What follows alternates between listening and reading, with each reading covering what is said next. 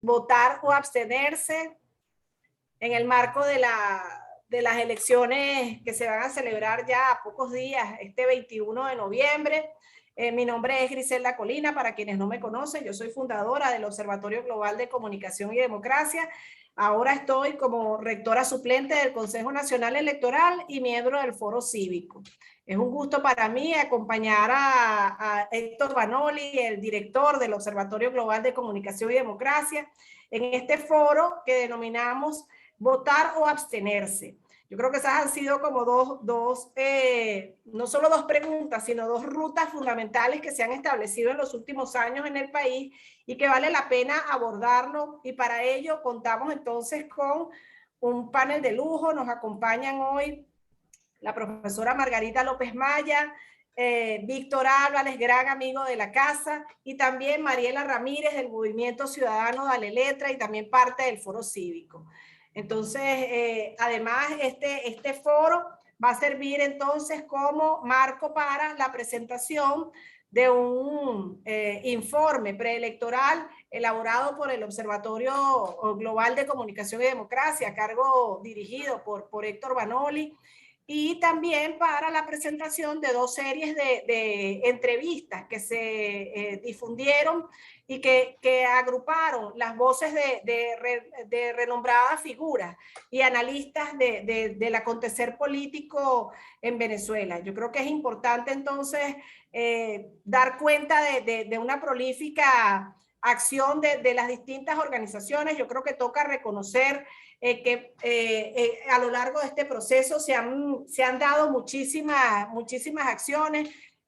Víctor Álvarez, por ejemplo, nos encontramos y muy bueno el libro, me lo empecé a leer, no lo he terminado, pero muy bueno el libro que habla de la ruta electoral. Yo creo que esa es parte de la discusión que nos toca. Yo creo que es una discusión que apenas está comenzando y que justamente esperamos que este foro de hoy contribuya a darnos elementos y juicios que sirvan para alimentar una discusión productiva en torno a esto. Sin más, entonces, yo le doy la palabra a Héctor Vanoli, director del Observatorio Global de Comunicación y Democracia. Adelante, Héctor. Bueno, buenas tardes, muchas gracias a todos. ¿Me escuchan bien, correcto? Sí. Bueno, votar o abstenerse. Esta mañana, pensando en este evento de hoy, yo pensaba en este título. Y como extranjero pensaba en lo extraño que puede parecer en un país que no sea Venezuela, tener un evento a pocos días, digamos, de unos comicios importante, titulado votar o abstenerse. Salvo, digamos, coyunturas muy especiales, muy específicas, digamos, en cualquier otro lugar en el hemisferio que no sea Venezuela, un evento con este título, en esta coyuntura, sería realmente raro, impensable, posiblemente absurdo, ¿no? Pero yo creo precisamente que este título, el título que le estamos dando nosotros hoy a este evento, alude a una de las características, a uno de los rasgos críticos, decisivos del proceso político electoral venezolano desde hace 15 años. Como bien algunos de los panelistas acá han recordado, la abstención, digamos, es un fenómeno normal, natural, en cualquier democracia del mundo. Aún en los países más avanzados democráticamente, siempre va a haber, aunque sea un pequeño porcentaje de la población que por una amplia miríada de razones no va a ir a votar. En Venezuela el caso es diferente. En Venezuela, desde hace 15 años, los sectores mayoritarios de la oposición han usado el abstencionismo como un instrumento, como una herramienta política para lograr determinados objetivos o fines políticos. Y esta característica del proceso político electoral venezolano es una característica que ha estado sobrevolando, digamos, por la dinámica política venezolana, exactamente desde hace 15 años, es decir, desde el 2004. En algunos casos con mayor presencia, con mayor intensidad, en otros casos más velado, pero es un factor que absolutamente determinante. ¿En qué sentido? No es un tema trivial.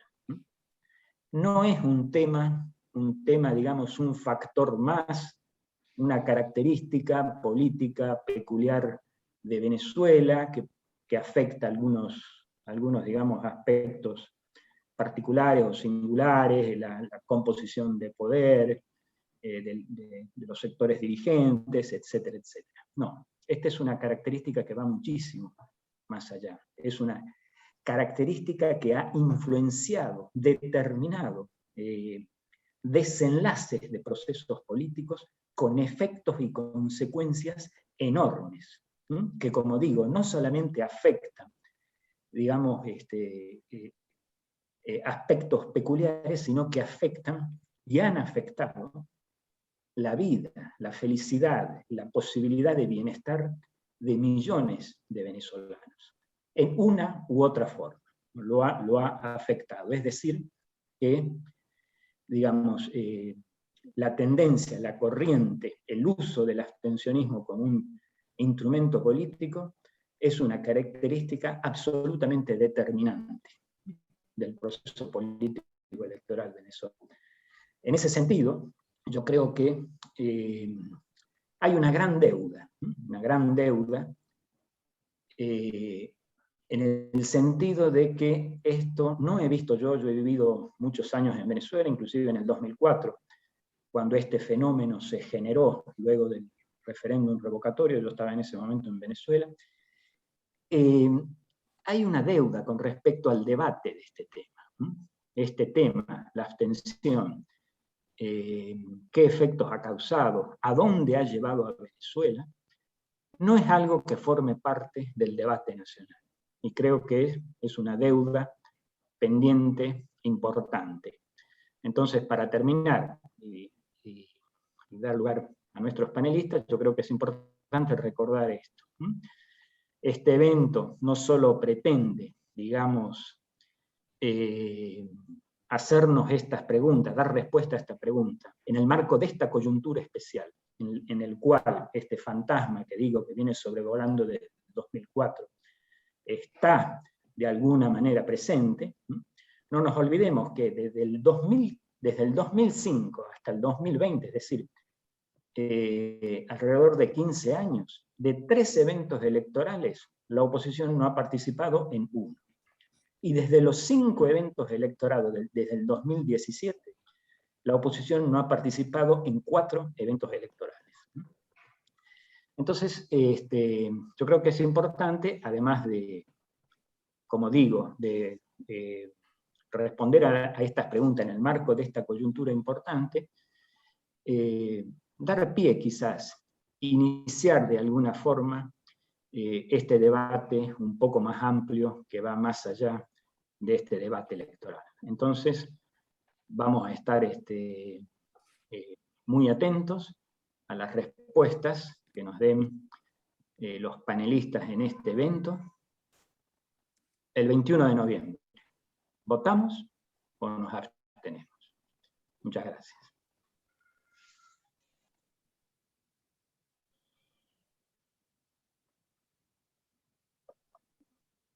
Tienes la palabra, Margarita. Que además sabemos que estás con fallas de internet, así que bueno, sí, hay que aprovechar. Bueno, adelante. Sí. Bueno, gracias. En primer lugar, un saludo a todos los que estén escuchando y un agradecimiento pues, al Observatorio Global de Comunicación y Democracia por esta invitación, particularmente a Héctor Vanole, viejo amigo, que nos conocemos verdaderamente desde esa época que ha estado mencionando el 2004 por allí. Bueno, yo he dividido mi presentación en 2 o 3 partes, ¿no? Porque en primer lugar quiero contestar por qué votar, ¿no? ¿Por qué votar? Y creo que lo primero que habría que decir es porque votar es uno de los pilares fundamentales de la democracia, y es uno de los pilares fundamentales de la democracia porque se activa la soberanía popular cuando uno vota. Es decir, se expresa la soberanía popular. Esta es una dimensión que es absolutamente imprescindible si vamos a construir una democracia, es que la gente participe, porque al participar se disparan varios de los atributos que permiten conformar una ciudadanía y permiten comprender cuáles son las aspiraciones de un país. Entonces, en primer lugar, yo diría que si queremos ir hacia una democracia es imprescindible que se abra la puerta de la expresión de la soberanía popular, de la dimensión que es uno de los pilares fundamentales de cualquier democracia. Y entonces entraría inmediatamente a decir que ya, y creo que ya lo dije en las entrevistas del libro que ha anunciado Héctor Pannoni, que abstenerse es un instrumento político, por supuesto, y es un derecho también el de abstención, pero los réditos políticos de abstenerse o de silenciar la soberanía popular, en mi opinión, han sido muy escasos, muy escasos. Y como soy historiador, quiero, si me lo permiten, en los minutos que tengo, hablar de algunos momentos en que los actores políticos muy claramente han optado por la abstención, incluso antes del chavismo, y cómo eso ha tenido muy escasos resultados. Me quiero referir a dos hechos que fueron muy contra la política de Venezuela. En 1952, en pleno gobierno militar, estaba presidida la Junta por un civil, pero era un gobierno militar, cuando se convoca una Asamblea Nacional Constituyente. En ese momento, los partidos actuales estaban clandestinos y Acción Democrática en la clandestinidad o abstenerse en esas elecciones.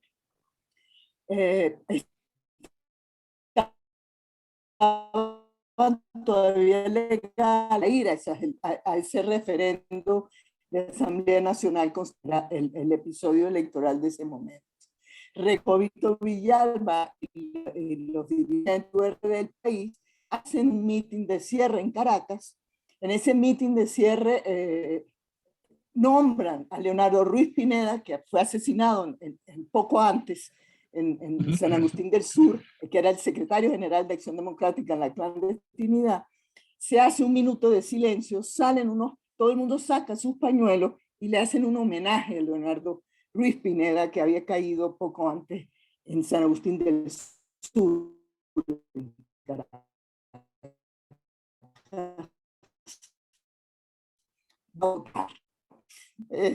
Y va a decir el nuevo secretario en la clandestinidad, cuando le escribe Rómulo Betancourt, le dice, mire, nosotros tuvimos que bajar el perfil, ponerle sordina a la abstención porque la gente salió a votar. ¿Cuál fue el resultado de esa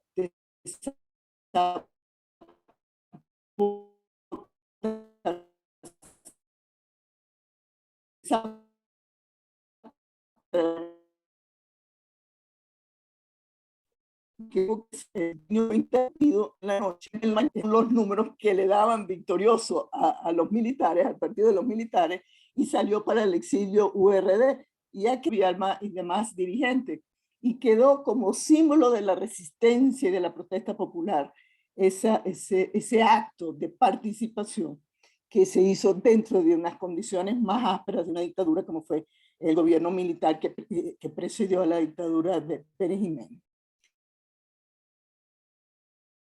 El otro acto que también es muy activo es el Partido Comunista de Venezuela, en el año 1963, de nacida, pues la democracia tenía solamente el gobierno de Rómulo Betancourt, y en este caso estos partidos se habían ido para la Revolución Cubana.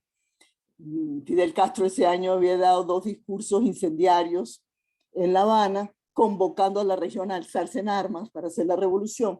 Y tomando línea, vamos a decirlo así, el MIR y el PC se fueron a las montañas a hacer la lucha clandestina a abstenerse, pero no solo a abstenerse, sino a lo que ellos llamaron, o al menos el MIR lo llamó, una abstención militante. ¿En qué consistió eso? Bueno, en una cantidad de actos violentos para que la gente no saliera a votar. Y entre los actos violentos son de muy ingrato recordar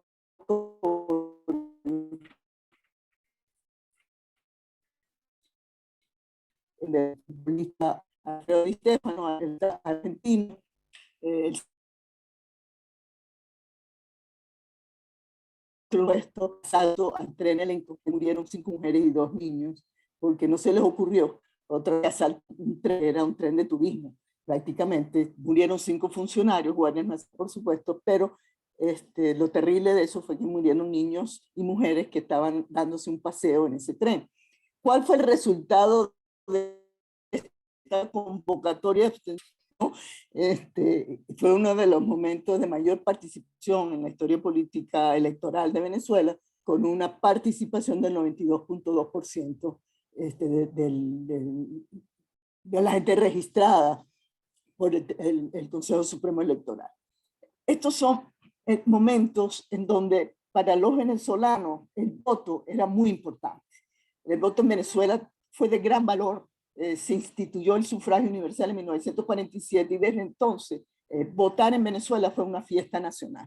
Los domingos la gente salía temprano a hacerlo y prácticamente era una...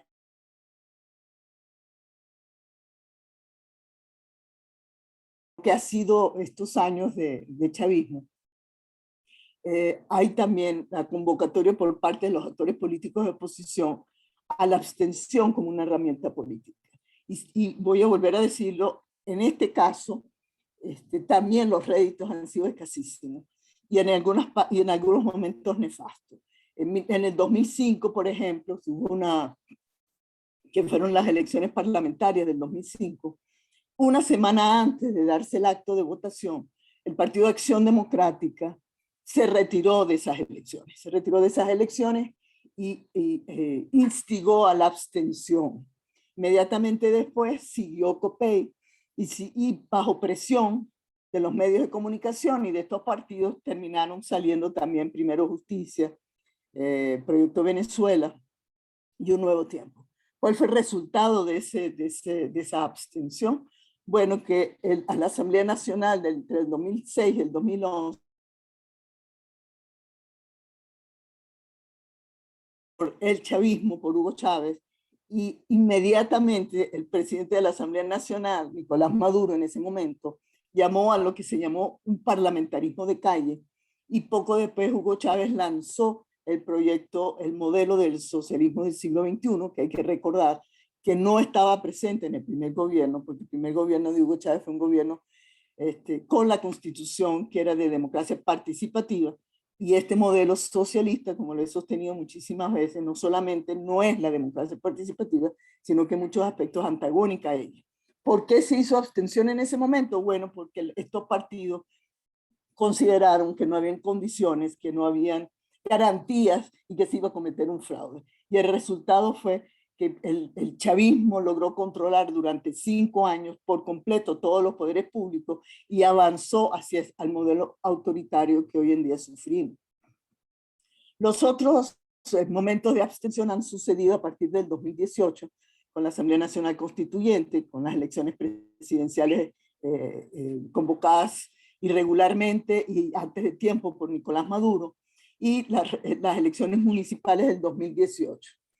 Ahí, digamos, podríamos tener un gran debate porque efectivamente la abstención produjo un desconocimiento del gobierno de Nicolás Maduro como gobierno legítimo de Venezuela. La participación fue minúscula. En el caso de las municipales fue menor del 30% y las condiciones fueron absolutamente fraudulentas en el caso de las presidenciales. Pero hay un aspecto que quería resaltar de lo que pasó allí, que esa abstención produjo poco después que las tarjetas de los principales partidos de oposición fueran retiradas de las elecciones municipales. Esto fue una cosa que se decidió el Consejo Nacional Electoral, y el resultado de eso fue que siguió avanzando el modelo socialista en este caso ahora ya de Nicolás Maduro, y se produjo una fragmentación y el comienzo de una división más profunda de los partidos de oposición que dura hasta hoy. Finalmente quiero referirme a la abstención llamada el año pasado, que tiene muchos puntos análogos con lo que fue la decisión nefasta del 2005, y fue que se produjo también alegando falta de condiciones, fraude, etcétera, lo que siempre se alega en condiciones bajo autoritarismo, en el caso de estos actores políticos. Y el resultado de esta abstención ahora es, por una parte, que cada vez más la gente no sale a votar y se ha perdido el valor de votar. La gente cree que votando no puede decidir nada. La soberanía popular se calla ante el autoritarismo a través de con la herramienta de la abstención, y el gobierno continúa avanzando y consolidándose en el poder. Otra vez recupera la Asamblea Nacional, esta vez con un poquito más de sutileza. No son los 100% de curules del gran pueblo patriótico que sucedió en el 2005, pero sí es una hegemonía indudable del partido del PSUV y sus aliados, con algún maquillaje de grupos de oposición que están allí presentes y que pueden hacer algunas ligeras modificaciones, pero reconociendo la hegemonía del PSUV y sus aliados.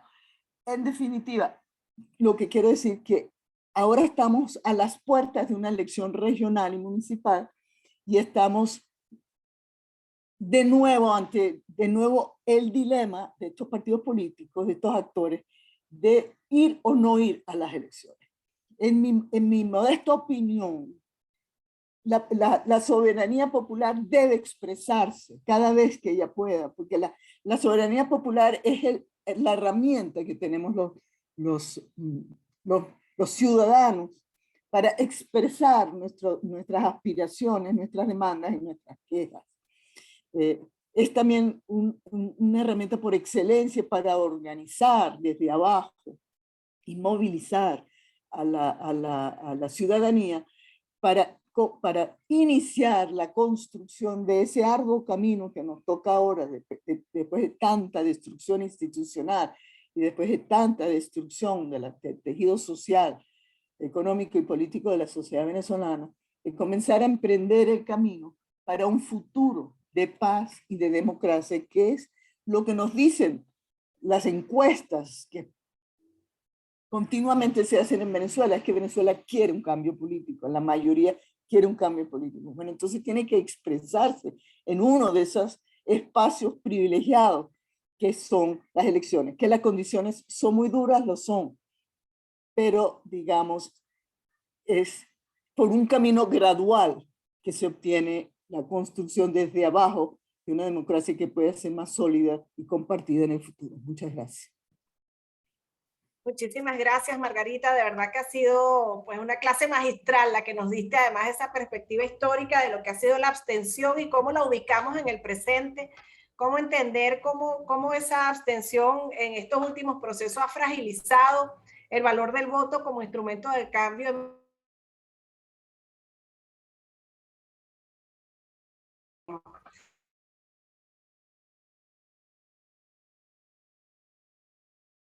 La presencia de personas muy especiales para nosotros, quienes nos están acompañando hoy en este foro. Pues a todos les agradecemos, pero particularmente, y yo casi que siento que esto es un reencuentro, nos acompaña nuestra querida Jennifer McCoy, quien por muchos años fuera directora del programa para las Américas del Centro Carter y que, bueno, es una conocedora y una amiga de Venezuela. Y también nos acompañan entre los participantes del foro Francisco Díez, quien, bueno, también es gran amigo, son parte también ellos dos de la historia, ¿no? Margarita y Héctor bien lo saben. Entonces, nada, ya tendremos oportunidad, espero, de compartir con ellos palabras y de poder conversar un poquito más, pero ciertamente ya yo siento que esto es un reencuentro.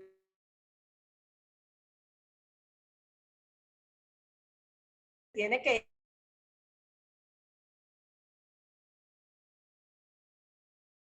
de IDEA, investigador del Centro Internacional Miranda, pues además acaba de escribir este libro que les comentaba de la ruta eje electoral, donde justamente presenta distintas análisis y reflexiones pues muy valiosas. Y además, bueno, es un promotor incansable del voto y de esa ruta electoral por distintos formatos. De verdad que yo agradezco a Víctor Álvarez toda su pasión, todo su compromiso y que hoy nos pueda acompañar en este foro para darnos sus ideas y sus reflexiones sobre este tema que estamos invitándolos a conversar. Entonces, Víctor, adelante.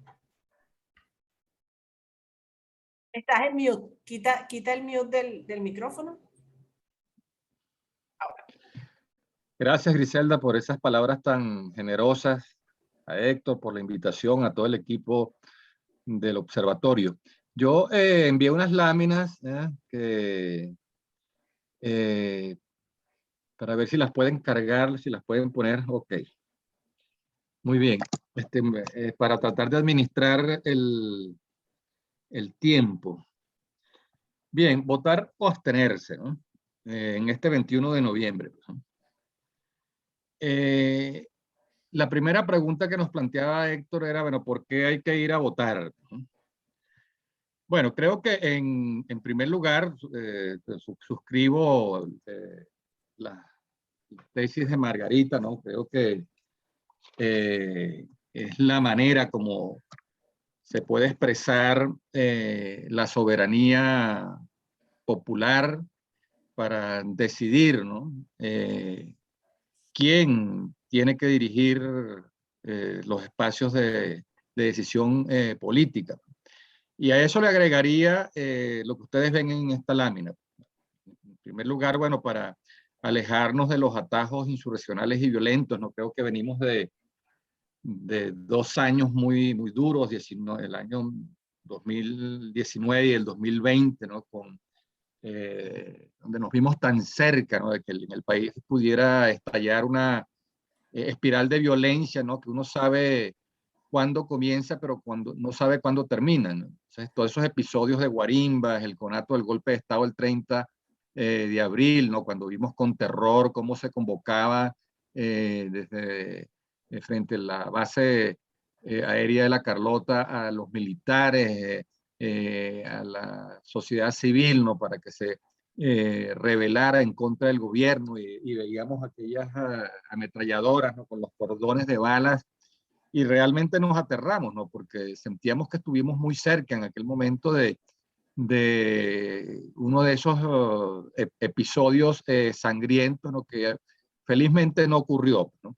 Pero ha habido otros episodios, ¿no? Como el de la operación Gedeón, como un intento de mercenarios, ¿no? Que hubiese podido escalarse y que revela, bueno, hasta dónde pueden llegar aquellos que siguen apostando a los atajos violentos e insurreccionales. Entonces creo que si nosotros votamos masivamente, vamos a alejar al país, ¿no? De ese tipo de amenazas, ¿no?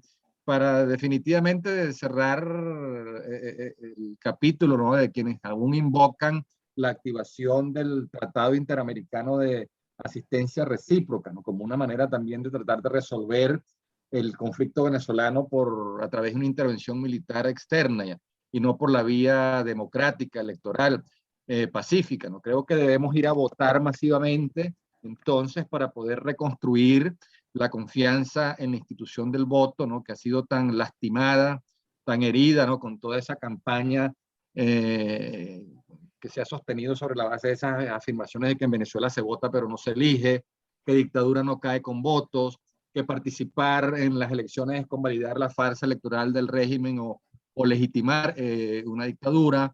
Creo que la huella que estas afirmaciones han dejado y que han creado tanta desconfianza en la gente se pueden borrar si efectivamente hay una participación masiva, ¿no? de la ciudadanía, de los electores en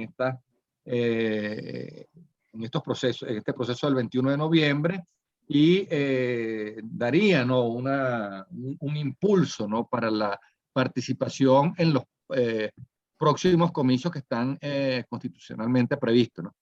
Votar para, bueno, en definitiva, retomar esa ruta electoral que nunca hemos debido abandonarnos para contribuir al logro de una solución democrática, electoral, pacífica del conflicto venezolano, votar para ir al reencuentro y a la reconciliación nacional, votar, ¿no?, para que quienes piensan de manera distinta y tienen estrategias y propuestas distintas para dirigir el país, se vean como rivales políticos, ¿no?, más no como enemigos.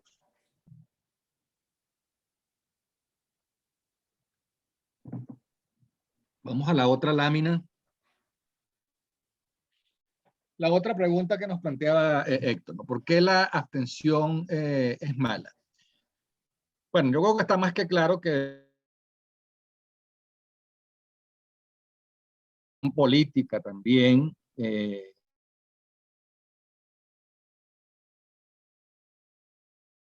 la mayoría de los venezolanos, el 80% de los consultores de gobierno y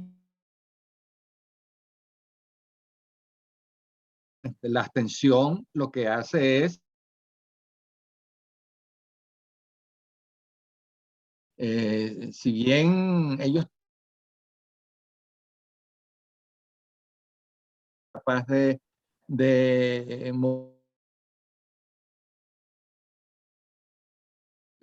votarse por candidaturas unitarias, sencillamente el oficialismo sería barrido, ¿no?, en las 23 gobernaciones, en las 335 alcaldías, y ganaría muy pocos, ¿no?, prácticamente ninguno de los 253, 54 diputados regionales y muy pocos, ¿no?, de los 2.471 concejales que están en disputa. Sin embargo, la abstención y además la división de la oposición es lo que puede facilitar el triunfo de los candidatos al gobierno con tan bajo nivel de aceptación popular. Entonces, la abstención es mala porque no contribuye a un cambio político, facilita el triunfo de los candidatos del gobierno, desmantela, ¿no?, prácticamente liquida la estructura y la maquinaria de las organizaciones políticas, que suele verse fortalecida cuando sus comandos de campaña, sus equipos de propaganda, preparan a sus testigos de mesa. Todo eso deja un saldo organizativo que definitivamente se pierde cuando se toma el camino de la abstención. Además de eso, bueno, no participar, no ganar ninguno de esos espacios de resistencia y lucha institucional, y lo que permite es que se prolongue, ¿no?, la hegemonía territorial del oficialismo, y sigue dejando abierta entonces las vías violentas para resolver el conflicto venezolano. Vamos a la otra lámina.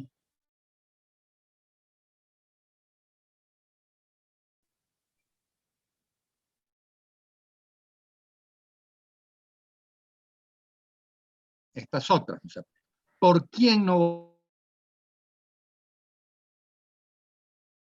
Bien, ¿por quién no votar? Y dieron de manera arbitraria la abstención,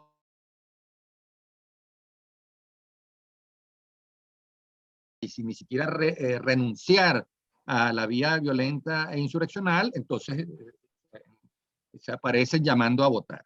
No votar por los que se negaron a medirse en primarias o por los que desconocieron los resultados de las encuestas, no votar por aquellos candidatos que fueron impuestos, no, por las cúpulas partidistas y desplazaron a los liderazgos naturales, locales, regionales, no votar por los que subordinaron los poderes públicos a los intereses del partido, de su partido, y convirtieron las gobernaciones y las alcaldías en apéndices de esos partidos, no votar por quienes incurrieron en abusos de poder, en corrupción, y aún así tienen la cara de postularse de nuevo a esos cargos de elección popular, no votar por los intolerantes, ¿no?, que amenazan y persiguen al pensamiento crítico, a los disidentes dentro de esas organizaciones, tampoco votar por quienes se postularon a última hora, ¿no?, entre gallos y medianoche para dividir el caudal del país opositor y facilitar el triunfo de los candidatos del gobierno. O sea, no votar por quienes fueron electos, ¿no?, como gobernadores, como alcaldes, y luego renunciaron a esos cargos para asumir otros cargos. Entonces, ahí hay esas ideas, ¿no?, para poder escoger bien los candidatos por los cuales votar el 21. ¿Contra qué votar? Bueno, contra la ceguera polarizadora que nos impide vernos como potenciales aliados, y que lo que hace es entonces atizar, exacerbar divisiones y conflictos innecesarios entre quienes tenemos como rival y adversario común un gobierno que queremos cambiar. Votar contra la corrupción y el autoritarismo tanto del gobierno como de la oposición, votar contra esa práctica que se impuso de reparto de cuotas de poder entre las cúpulas partidistas, votar contra la imposición de candidatos que no tienen ninguna trayectoria ni capacidad para asumir las responsabilidades para las cuales están aspirando, votar contra el insulto y la descalificación que impide el debate de ideas, el debate de propuestas. ¿No? Vemos cómo muchos candidatos de la oposición están más interesados en insultarse y en anularse entre ellos mismos, y ni siquiera ponen en tela de juicio la gestión de sus rivales del gobierno. O sea, votar contra todas esas emociones tóxicas, ¿no?, de quienes apuestan a exterminarse, contra la mezquindad, ¿no?, de aquellos que sencillamente se postularon para impedir el triunfo de los otros e impedir, ¿no?, el cambio de la correlación de fuerzas dentro de la propia oposición. Vamos con la otra. ¿Por quién votar? Esta es la última, entonces. Bueno, votar entonces por quienes tienen liderazgo, quienes han tenido experiencia en la gestión, en gobernaciones, en alcaldías, y lo han hecho bien, lo han hecho con éxito, que tienen esa autoridad política y moral. Votar por aquellos que alzan su voz en defensa de los derechos de la comunidad, que no se quedan callados, por quienes han sido consecuentes, ¿no?, con la vía electoral, pacífica, democrática, y que no han estado dando tumbos, dando bandazos, ¿no?, con esa práctica tan incoherente que antes comentaba, ¿no?, de los que ayer llamaron a la abstención y hoy llaman a votar. Votar por los que plantearon primarias para elegir candidaturas unitarias, por quienes plantearon encuestas, ¿no?, para consultar a sus seguidores, a su militancia, y evitar este trastorno que ahora siente el país, descontento y el malestar nacional, que no sabe por quién votar. Votar por aquellos que son partidarios, que están de acuerdo con la Contraloría Social, con una gestión pública que esté permanentemente sometida al escrutinio público. Votar por quienes defienden la transferencia de competencias y de recursos del gobierno central en favor de las gobernaciones y las alcaldías. Votar por quienes tuvieron la valentía de gobernar a pesar del permanente sabotaje que les impusieron los protectores designados por el gobierno, los cuales se les dieron los recursos y terminaron vaciando de funciones a esas gobernaciones y alcaldías. Votar no por aquellos críticos y disidentes que sean capaces de liderar decisiones dentro de la coalición gobernante, y convocar también a los disidentes del chavismo. Votar por quienes propicien el reencuentro y la reconciliación nacional, y votar también por aquellas candidaturas que son impulsadas por vecinos, por la sociedad civil, a través de los grupos electores, de los movimientos regionales, y no solamente por los candidatos de los partidos políticos. Entonces, esa es la contribución que les traía, y lo dejo hasta ahí. Muchísimas gracias, Víctor, por esta presentación que valoramos de verdad como una contribución a esta discusión. Yo ahora le quiero dar la palabra a Mariela Ramírez. Mariela es una pues, fundadora del Movimiento Ciudadano Dale Letra, vocera, le gusta decir a ella, ellos son voceros todos en Dale Letra, pero además es fundadora y es compañera en este movimiento que llamamos Foro Cívico y Diálogo Social. Mariela es una cara nueva para algunos de los que están fuera, pero ya es una cara bastante conocida y es una luchadora incansable por este camino democrático.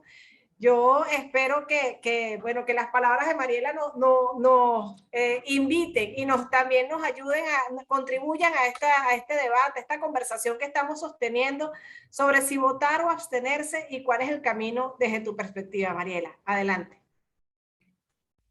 Muchas gracias, querida Griselda. Muchas gracias a Héctor, a todo el equipo del observatorio. Un saludo muy cariñoso, muy afectuoso a la profesora Margarita López Maya y a Víctor Álvarez.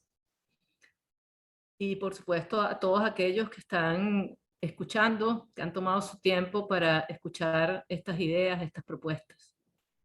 Primero que todo, siempre me gusta hablar un poco del Foro Cívico porque estoy aquí justamente en representación de ese esfuerzo y puede que haya entre los oyentes quienes aún no nos conocen. Y el Foro Cívico es una instancia para la acción colectiva de la ciudadanía, producto de un proceso de articulación que se inició en el año 2017, basado en un diálogo social abierto e inclusivo. En él confluimos una pluralidad de actores sociales, entre los cuales se cuentan movimientos ciudadanos, organizaciones de acción social, humanitaria, de defensa de los derechos humanos, empresarios, sindicatos, representantes de gremios, comunidades de fe, academias y universidades, entre otros.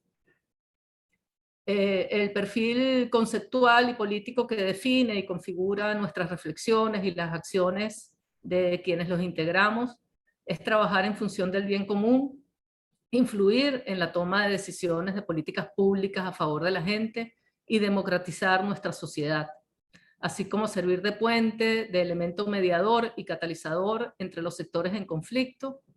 Y diríamos que se trata de la reapropiación del espacio político por parte de actores de la sociedad organizada que estamos movilizados en el contexto de la emergencia humanitaria compleja para defender los derechos humanos de las personas y que emergemos a lo público como consecuencia de la severa crisis de Estado. Trabajamos en acción colectiva por la recuperación del Estado de Derecho y la construcción de una democracia nueva en Venezuela. Importante destacar que no nos arrogamos la representación de toda la sociedad venezolana, pero somos una voz que ha construido un esfuerzo colectivo y que hoy invita a los venezolanos a expresarse, como ha dicho la profesora Margarita López Maya, con quien comparto todas las ideas que ha expuesto, y sobre todo ese valor de la expresión popular, de la soberanía popular como constructor de democracia. ¿Por qué votar? Porque votar es un derecho que además no surgió de la nada. Se trata de una conquista que bregaron nuestros padres, nuestros abuelos, hombres y mujeres convencidos de que la voz del ciudadano debía ser escuchada. El voto es también una herramienta esencial para transformar nuestra sociedad y por eso hemos defendido con tanta compromiso, con tanta responsabilidad ese derecho desde el Foro Cívico. Los que estamos convencidos de que es importante que recuperemos el voto, el derecho a elegir en nuestro futuro, hemos desarrollado diversas acciones para que nuestros derechos sean respetados, porque apostamos por una solución pacífica, democrática, constitucional, porque queremos que la gestión del conflicto se logre escuchando esa voz del pueblo soberano, y que sea esa voz la base de la democracia sostenible a la que aspiramos. Como ha dicho la profesora Margarita López Maya, la abstención también tiene algunas veces objetivos. Yo comparto con ella que hay pocos réditos de ello, pero me gustaría agregar a las reflexiones de la profesora Margarita que en los últimos años la mayoría de los venezolanos no fuimos a votar, y creo que la mayoría lo hicimos como expresión de protesta ante los abusos de poder y la violación de nuestros derechos políticos. Con nuestra decisión de no votar en los eventos electorales de 2017-2020, le subimos el costo político al grupo en el poder ante los abusos que cometió en los eventos electorales de la Constituyente, las regionales 2017, y con nuestra acción cívica y la de actores políticos, logramos que se abrieran espacios de entendimiento para el nombramiento de un CNE más equilibrado y de otras acciones para rescatar la confianza en el voto, pues el poder tomó conciencia de que las instituciones electas, sin el concurso de la mayoría de los venezolanos, no dotan a las instituciones del Estado de la legitimidad necesaria para la gobernabilidad. Diría entonces que no votar ha sido un acto de protesta que logró sus objetivos, forzar al poder a abrir el espacio democrático y ser evaluado bajo estándares internacionales. Pero ahora nos toca a los ciudadanos regresar al camino de la participación, pues con nuestra acción cívica logramos estos avances y nos toca expandir ahora el espacio democrático con nuestro voto, con nuestra voz. El directorio del CNE fue renovado, se hizo una auditoría profunda al sistema automatizado, logramos la observación internacional que evaluará junto a nosotros la elección regional, una observación electoral compuesta por la Unión Europea, el Centro Carter y un panel de expertos de Naciones Unidas. También se han habilitado vehículos de participación que ampliaron la oferta electoral y se ampliaron también los operativos y auditorías del REP. Estos avances son para nosotros logros y motivos para regresar ahora a la participación.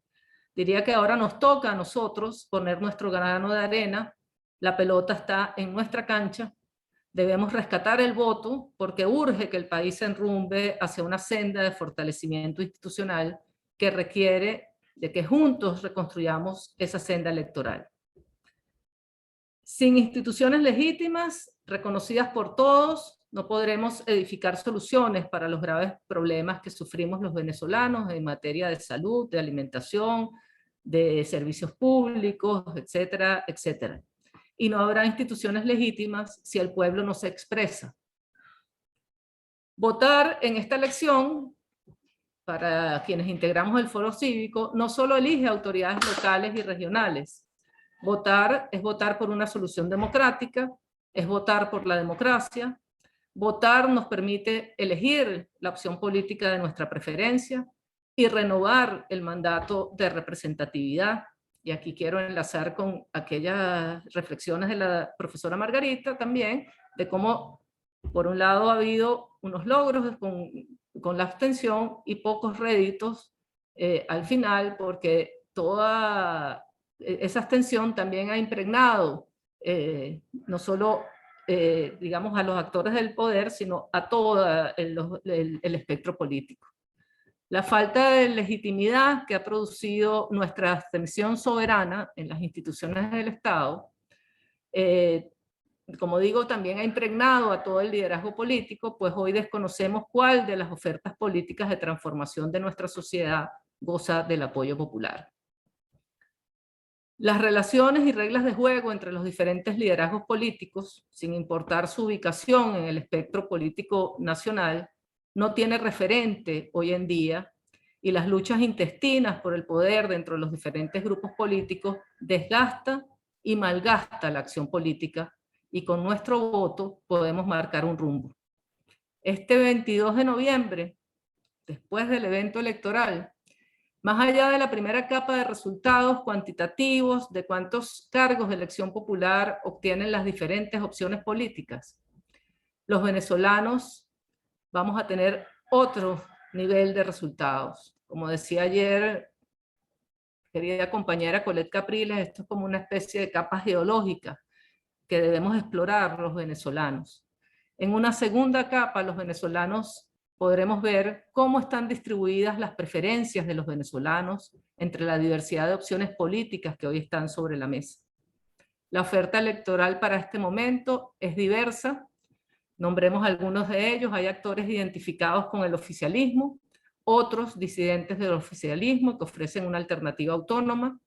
Hay actores de la oposición que en 2015 se aglutinaron en torno a la Mesa de la Unidad Democrática, que hoy están divididos en varios grupos. Por un lado el G4, que conserva la tarjeta de la unidad, que representó a la amplia coalición que ganó en 2015.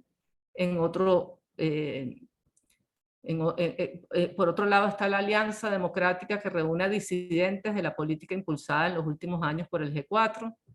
Hay líderes que judicializaron partidos y están hoy con esos partidos también ofreciendo una alternativa electoral, y también hay fuerzas emergentes que otrora formaron parte de la coalición opositora y que hoy también presentan una alternativa distinta al electorado. En estas elecciones estaremos dando mandato con nuestro voto a los liderazgos que esperamos que nos representen en los complejos procesos políticos en marcha en Venezuela. El mandato que dimos en 2015 ya no tiene vigencia. Y no se trata de la posible justificación o interpretación legal que quieran darle los diferentes actores políticos de acuerdo a sus intereses particulares. Se trata de que los actores políticos que recibieron mandato en 2015 hoy ya no sostienen las mismas banderas o ideas con las que fueron electos. Los hechos políticos que han sucedido en este periodo han producido transformaciones importantes y es necesario, nuevamente, que los venezolanos le demos mandato a la opción de nuestra preferencia, conociendo sus ofertas de gestión del conflicto, de fortalecimiento institucional y de futuro para nuestro país. Si usted es de los que opina que el camino es por la vía democrática, la vía del entendimiento, yo creo que entonces, o desde el Foro Cívico creemos que usted debería participar responsablemente y empoderar a quien usted quiera que lo represente en ese camino. Si usted desea que el grupo político de su preferencia haya concordia, que en el grupo político de su preferencia haya concordia y unión, empodere a sus representantes para que puedan entre ellos reconocerse en base al mandato popular. Con su voto puede ayudar a fortalecer a las visiones políticas de su preferencia. Contarnos y reconocernos es imprescindible para poder ordenar la casa y construir las alianzas necesarias con normas claras de gobernanza para que logremos transformar a Venezuela. Muchas gracias.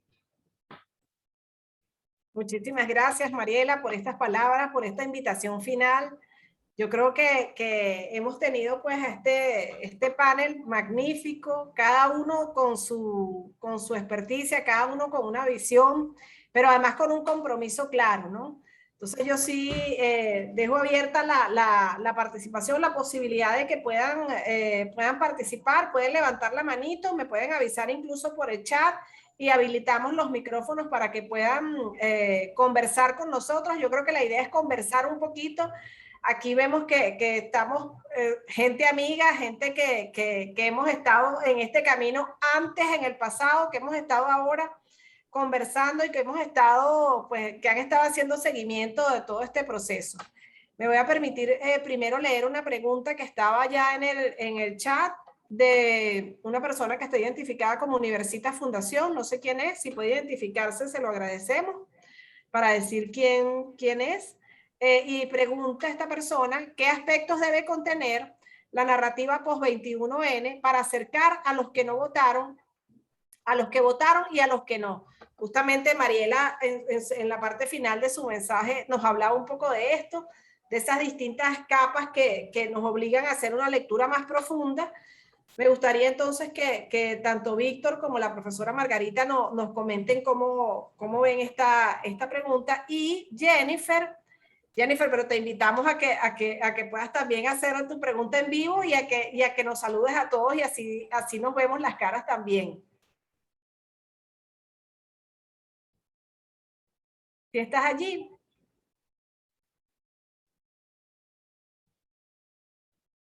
Universitas es Julio Alejandro. Sí, aquí está Jennifer. Hola, Jen. ¿Le habilitan el micrófono, por favor? Hola. Sí, dice que no puedo tener video, pero... Sí, creo que ya sí. Prueba, a ver. Ok, bueno, saludos muy cordiales a todos. Es muy bueno ver a todos y oír esto en ese momento tan importante. Bueno, estoy de mucho acuerdo con todo lo que he escuchado aquí sobre la participación y la importancia como protesta, como protagonismo de los ciudadanos, como para la soberanía popular. Pero yo tenía en realidad dos preguntas para seguir a la primera pregunta que hiciste, Griselda. Uno es sobre las implicaciones de las candidaturas que han retirado al último minuto. Leí solamente sobre Carlos Oscariz, pero no sé si hay muchos otros y las implicaciones, porque es demasiado tarde cambiar las boletas y van a perder los votos, lo que tengo entendido. Y segundo es sobre si las narrativas que pueden llegar a la gente, en realidad, la gente de niveles más bajos, ¿cuáles son los mensajes? Yo estaba en chat en ese momento con Dimitri Pantulas y estamos hablando y él manda saludos desde Grecia. Y estamos hablando de que para la gente de no clase medios, algunos de estos mensajes que hemos oído tal vez no lleguen a estos y que es más sobre la votación o el protagonismo, es más sobre cómo van a mejorar su vida, cómo van a recibir la justicia social, cómo van a luchar esto. Entonces yo quería preguntar a ustedes sobre este. Gracias. Gracias, Jennifer. Entonces, si les parece, vamos en el mismo orden que participaron la profesora Margarita López Maya, Víctor y Mariela. Bueno, muchísimas gracias por las preguntas. Yo voy a centrarme en dos, porque yo creo que la misma Griselda tiene más información sobre las candidaturas retiradas que muchos de nosotros, ¿no? Tú has estado más pendiente y seguido mucho más cerca de eso en tu calidad de rectora suplente. Bueno, esto cambia algo en México. Bueno, yo creo que decir que nada más las elecciones cambian algo en la mesa de negociación de México sería quedarnos cortos, ¿no? Porque yo vengo sosteniendo que Venezuela tiene una crisis de representación muy severa, y que esa mesa que está en México no está representando sino unas minorías de la sociedad. Entonces, uno de los problemas que tiene la negociación tiene muchos problemas, digamos. Entre otras cosas, la asimetría de poder, la capacidad de presionar por parte de la fuerza democrática a un gobierno que se ha ido consolidando, producto pues de sus objetivos, de los instrumentos de represión con los que cuenta, la concentración de poder, y los errores, y también de los factores democráticos, entre otros estas últimas abstenciones que han tenido, los han debilitado y los han fragmentado. Pero además de eso, nosotros estamos ante una mesa donde el chavismo tampoco representa más del 20% de la población. Y donde además es la cúpula de una cúpula. O sea, prácticamente es una cosa muy cupular. Y yo no tengo claridad de que ellos estén representando, por ejemplo, a los poderes locales, regionales del chavismo, o que estén representando a los cuadros medios y bajos del chavismo, que estén representando a los militares. Entonces, yo diría que sí, que los resultados electorales pueden modificar en algo porque van a dar bueno, dependiendo también del nivel de participación, pueden modificarlo más o menos, pero van a dar un mapa, van a apuntar, a asomar un mapa político que puede ser distinto, con algunos actores emergentes. ¿Cuánta fuerza va a tener fuerza vecinal, por ejemplo? Y algunos candidatos. Eso va a contribuir, digamos, a que quizás haya que hacer algunos reajustes en la mesa de negociación para sentar a algunos otros actores, que sería lo ideal, digamos, no solamente los resultados de las elecciones, sino también el resultado de lo que se ha visto de la participación y del activismo de organizaciones sociales, organizaciones de la sociedad civil de diferente cuño, que también deberían tener canales expeditos en esa mesa de negociación, porque ellos son los oídos que están escuchando a la sociedad y que pueden tener más claridad de cuáles son los objetivos y propósitos que ahí se buscan. Entonces yo diría que sí, pero que hay una serie de otras cosas que podría modificar la mesa de negociación. Por ejemplo, la decisión de la Corte Penal Internacional de abrir investigaciones a Venezuela. Eso me parece a mí que ha sido un factor muy importante que podría persuadir a Maduro de necesitar dar algunas reformas, por ejemplo, en el Poder Judicial. Y a mí me parece que entonces, yo sí creo que estamos en un momento muy difícil de ver. Estamos como en un túnel, pero existen algunos elementos que se están asomando allí que producen cambios pero que todavía están muy abajo, yo diría que muy underground, ¿no? Muy subterráneos, ¿no? Pero que están asomando porque la construcción de una democracia desde abajo, fuerte, robusta, necesita de otros actores, otros canales de relacionamiento entre Estado y sociedad, y una narrativa, y ahí voy a la otra que quería decir, y una narrativa compartida que exprese de nuevo la importancia de la dimensión de la soberanía popular en la construcción de un cambio político para Venezuela. O sea, yo sí creo que a veces perdemos de vista, decimos ese es un derecho del ciudadano, pero perdemos de vista que en realidad todo el andamiaje democrático se asienta sobre la idea de que el pueblo se expresa allí. Expresa no solamente la elección de sus autoridades, las decisiones de las políticas públicas, el proyecto que quiere del país. Entonces, esa narrativa tiene que venir para seguir fortaleciendo la idea que alguna vez tuvieron los venezolanos, de que tenían el poder para cambiar las cosas, ¿no?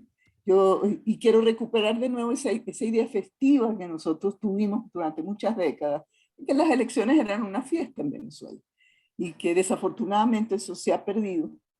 Pero sin embargo creo que como está la huella en la memoria colectiva, es algo que habría que realmente volver a explotar, de cómo salía la gente masivamente a las 6 de la mañana antes de ir a misa, se levantaba más temprano ese día, todas esas, si se reunían con los amigos, en fin, todas esas cosas que hacían que el momento del acto de votación fuera un momento festivo, porque era el momento en que la gente se expresaba dentro de un régimen político que tiene a la ciudadanía, a todos nosotros, con nuestro votico, como el asiento del orden político. Lo dejo hasta ahí. Gracias, gracias Margarita. Víctor. Vamos a abrir el micrófono para que no me pase lo mismo de antes. Bueno, mira, sobre la Venezuela post-21 de noviembre, ¿no? Yo creo, mira, que al malestar nacional, ¿no? Al país descontento, nos va a tocar convertir el revés en victoria, ¿no? Y digo revés porque todo indica que este resultado está cantado, pues, ¿no? El oficialismo se va a llevar la mayoría de las gobernaciones, la mayoría de las alcaldías, de los diputados, de los concejales, ¿no? El potencial triunfo de candidatos de la oposición se reduce a 5 gobernaciones, ¿no? Y unas 30 alcaldías que son donde han mostrado capacidad de movilización y cuentan con alguna maquinaria como para llevar ese descontento a las urnas, ¿no?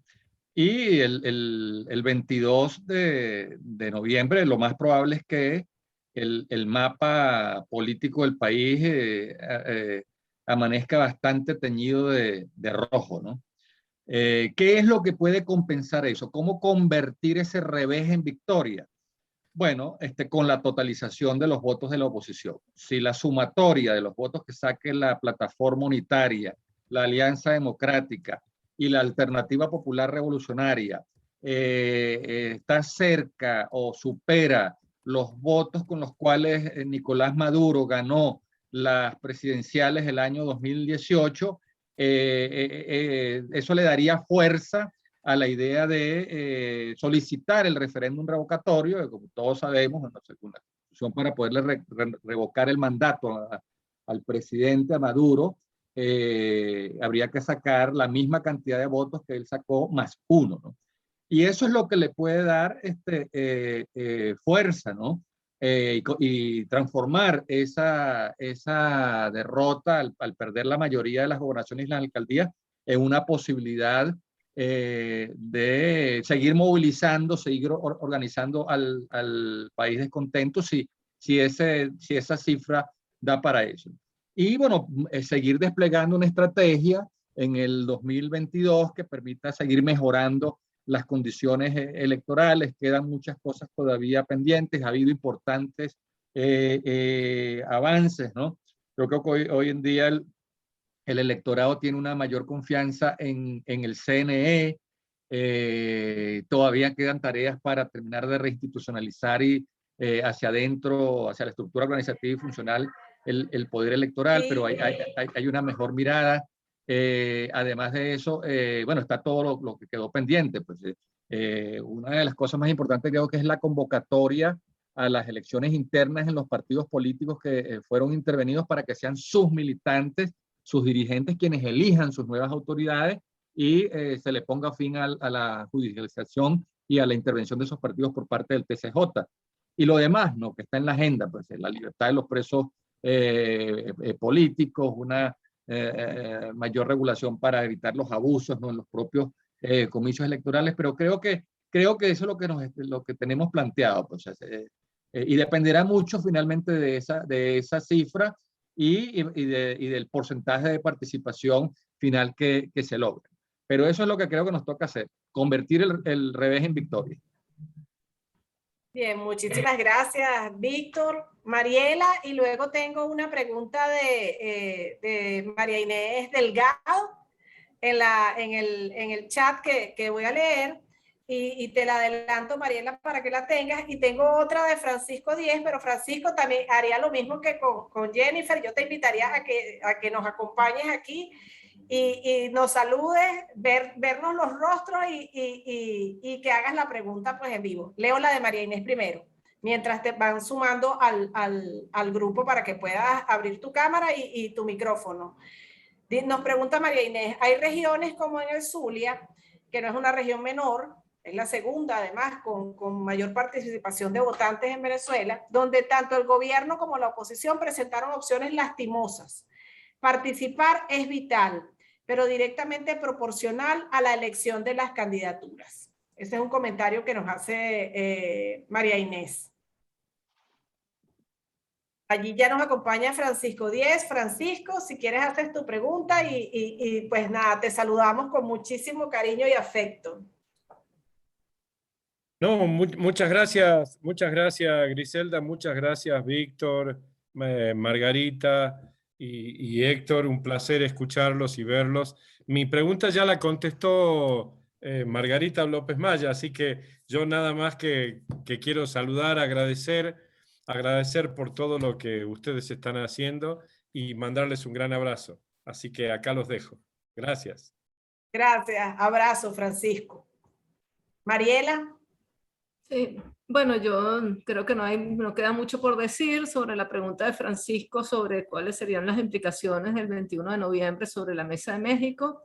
Yo comparto con Margarita pues, que eso es uno de los aspectos que influirá en el fortalecimiento de ese instrumento, de ese mecanismo, pero no es el único aspecto, ¿no? Creo que, por supuesto, los resultados electorales obligarán a una reconfiguración del mecanismo de acuerdo al mandato popular y que falta pues, bastante por hacer para incluir actores sociales con mecanismos expeditos, como ha dicho la profesora Margarita López Maya, hacia ese mecanismo. En relación al 21 de noviembre y qué viene después, bueno, yo creo que el 21 de noviembre, como he dicho en mi intervención, va a dejarnos un mapa de capas ideológicas que los venezolanos tendremos que estudiar, analizar, y los venezolanos de todos los signos, quiero decir, los ciudadanos, los actores políticos deberán leer esos resultados con detenimiento y entender el mensaje, los diferentes mensajes, las diferentes capas de mensaje que los ciudadanos vamos a enviar este 21 de noviembre. Esta elección es una elección muy particular porque inicia un ciclo de reconstrucción electoral y sí, elegimos cargos de representación popular, pero también estamos coadyuvando a dirimir otra cantidad de complejidades que tiene el sistema político en este momento en cuanto a la representatividad, etcétera. Y esos mensajes que vamos a enviar los venezolanos pues deben ser leídos por todos nosotros, por el poder, por los partidos políticos, etcétera, con mucho detenimiento. ¿Qué nos planteamos nosotros después del 21 de noviembre? Como dice nuestro lema, seguimos por la democracia. Nosotros seguimos trabajando por construir esa democracia a la que aspiramos, El año que viene seguimos edificando la agenda social y de derechos, seguimos defendiendo los derechos humanos de todos los venezolanos, atendiendo y protegiendo a los más vulnerables, bregando una respuesta humanitaria adecuada. Seguimos trabajando en todos los ámbitos para construir espacios de entendimiento, fortalecerlos, apuntalarlos, para echar las bases de la construcción del Acuerdo Democrático Nacional que el país requiere para salir adelante. Y seguimos avivando la democracia en todos los espacios. Por ello, el año que viene el Foro Cívico demandará la elección de los partidos, en partidos políticos, en gremios, en sindicatos, colegios profesionales, universitarios, porque la democracia debe renacer, reavivarse en el país para que desde ese reconocimiento de los distintos actores de la sociedad podamos construir una ruta segura hacia el bienestar, el progreso de todos los venezolanos. Gracias. Muchísimas gracias, Mariela, por esa reflexión.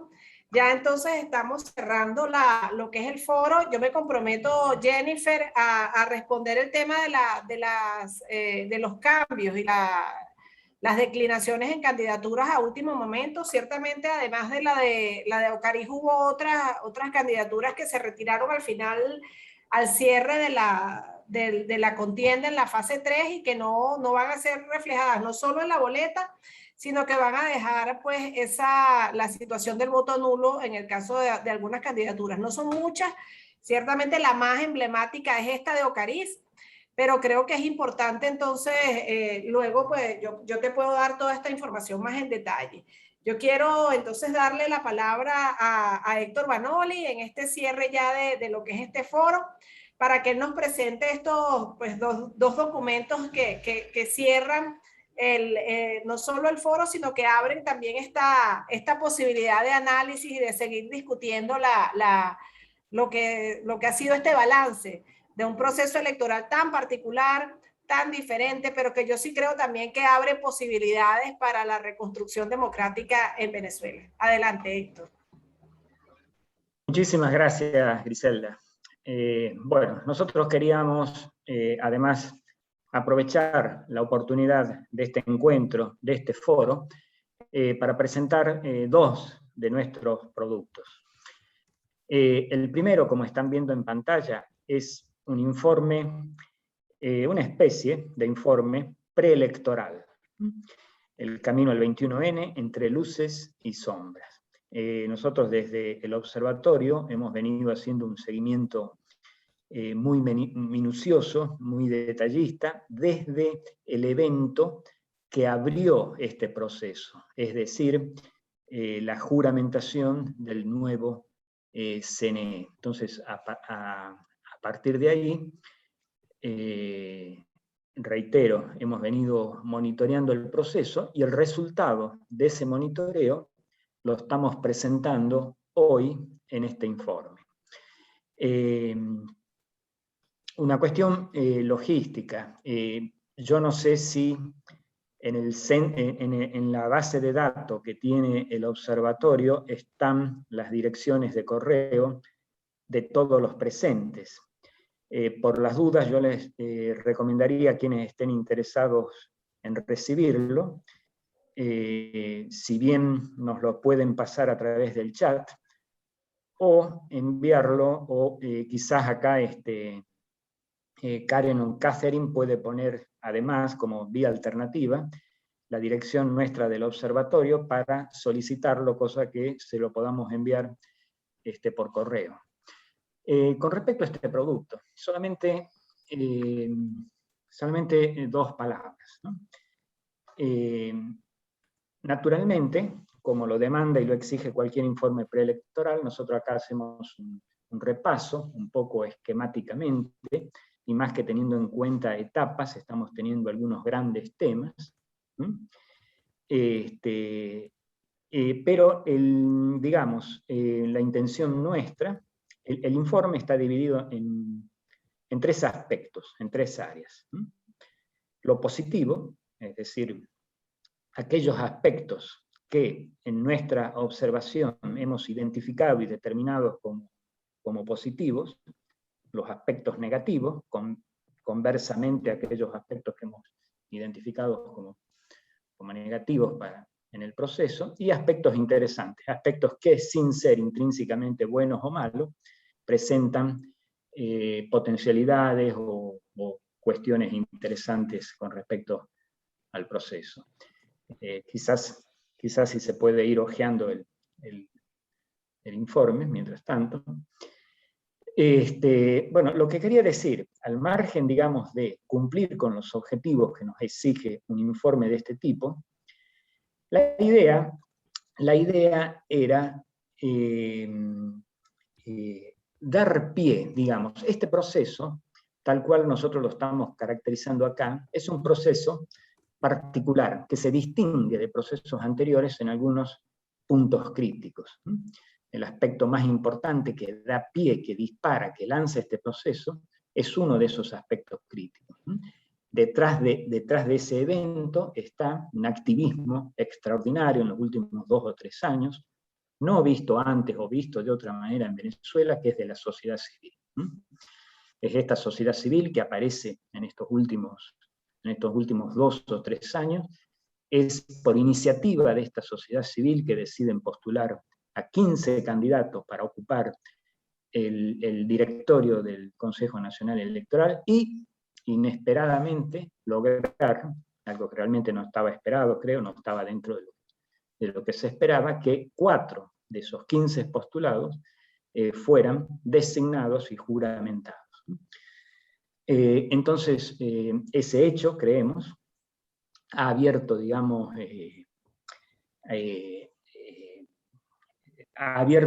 las puertas a una coyuntura especial, que nosotros calificamos como el inicio, posiblemente, de un nuevo ciclo en Venezuela.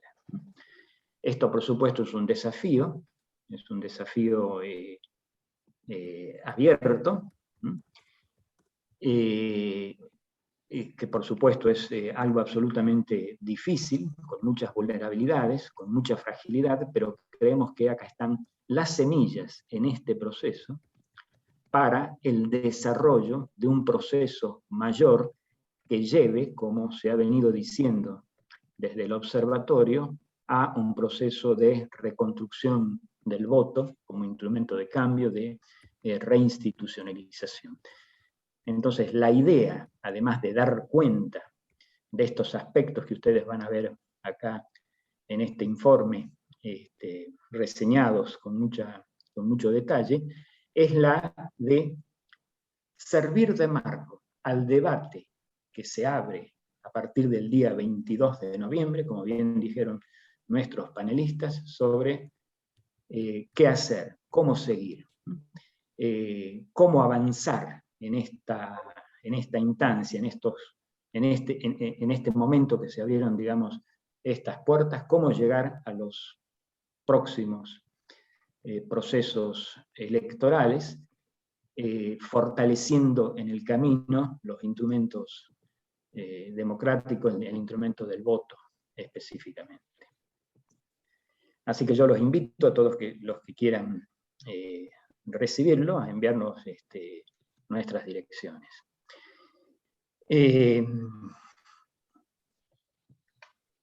No sé si tiene algún comentario, Griselda.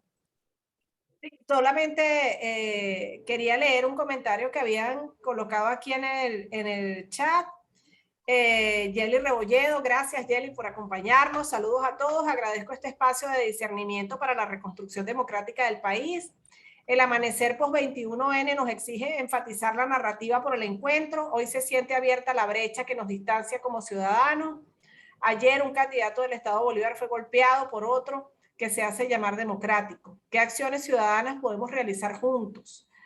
Yo creo ahí, Yeli, que el voto es una voz importante y es una expresión ciudadana de lo que sentimos cada uno por ese tipo de acciones. Y Ye Grenier también nos preguntaba si la comunidad internacional no puede votar, es verdad, dice, pero debería apoyar las elecciones o no. En particular, el Grupo de Lima. Allí, Héctor, no sé si tiene algún comentario con esas dos últimas preguntas que nos hicieron en el chat para no dejarlas allí en el tintero y cerramos con esto. Perdón, ¿me puedo repetir la última? Que la comunidad internacional, qué rol debería tener, qué mensaje debería tener en especial el Grupo de Lima, ¿no? Con respecto al tema, a las elecciones en Venezuela.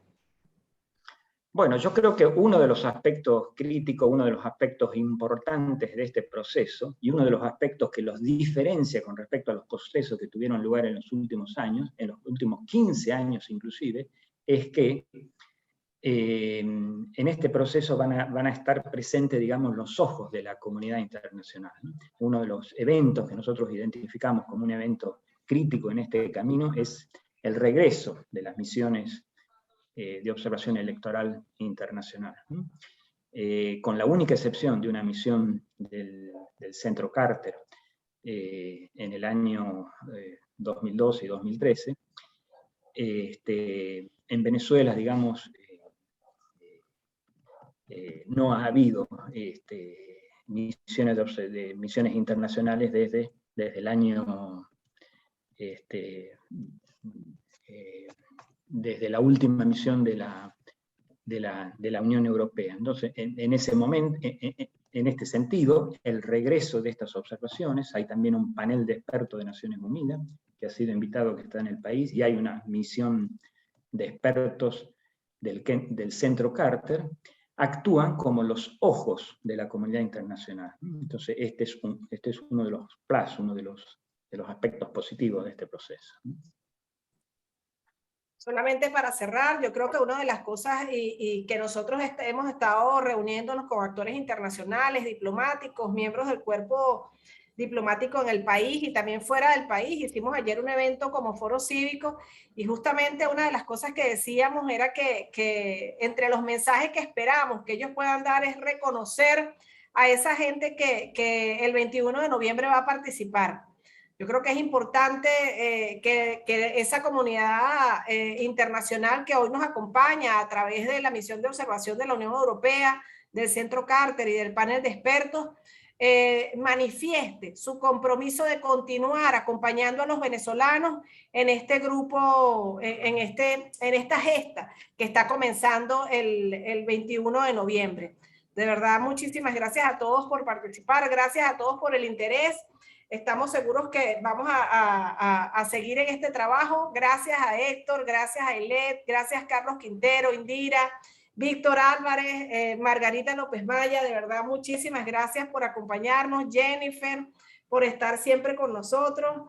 Francisco tuvo que irse, también Mariela tuvo que retirarse porque además hoy tenemos un evento con Voto Joven en el activismo de calle. Estamos reactivando también la calle y es parte de lo que nos toca a los venezolanos también estar allí en esa protesta pacífica y ciudadana y decirle a los jóvenes que sí vale la pena votar y que nosotros los acompañamos en ese proceso. Gracias entonces de verdad a todos por la compañía y por este excelente foro.